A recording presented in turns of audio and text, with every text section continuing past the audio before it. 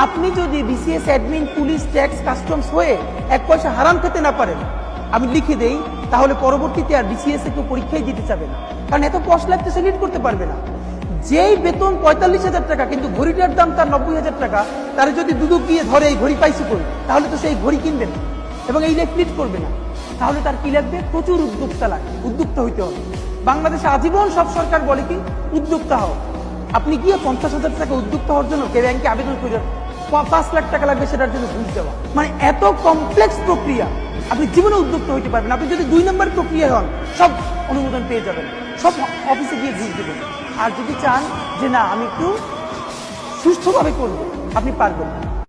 আপনি যদি BCS admin, police, tax, customs হয়ে এক পয়সা হারাম খেতে না পারেন, আমি লিখে দেই, তাহলে পরবর্তীতে আর বিসিএস কেউ পরীক্ষায় দিতে চাবে না, কারণ এত কষ্ট লাগতে সে লিড করতে পারবে না। যেই বেতন 45,000 টাকা কিন্তু ঘড়িটার দাম তার 90,000 টাকা, তার যদি দুদক গিয়ে ধরে এই ঘড়ি পাইছি করি, তাহলে তো সেই ঘড়ি কিনবে না এবং এই লাইফ লিড করবে না। তাহলে তার কি লাগবে? প্রচুর উদ্যোক্তা লাগবে, উদ্যোক্তা হইতে হবে। বাংলাদেশে আজীবন সব সরকার বলে কি উদ্যোক্তা হও। আপনি গিয়ে 50,000 টাকা উদ্যোক্তা হওয়ার জন্য ব্যাংকে আবেদন করে 5 লাখ টাকা লাগবে সেটার জন্য ঘুষ দেওয়া, মানে এত কমপ্লেক্স প্রক্রিয়া, আপনি জীবনে উদ্যোক্তা হইতে পারবেন। আপনি যদি 2 নম্বর প্রক্রিয়া হন, সব অনুমোদন পেয়ে যাবেন, সব অফিসে গিয়ে ঘুষ দেবেন।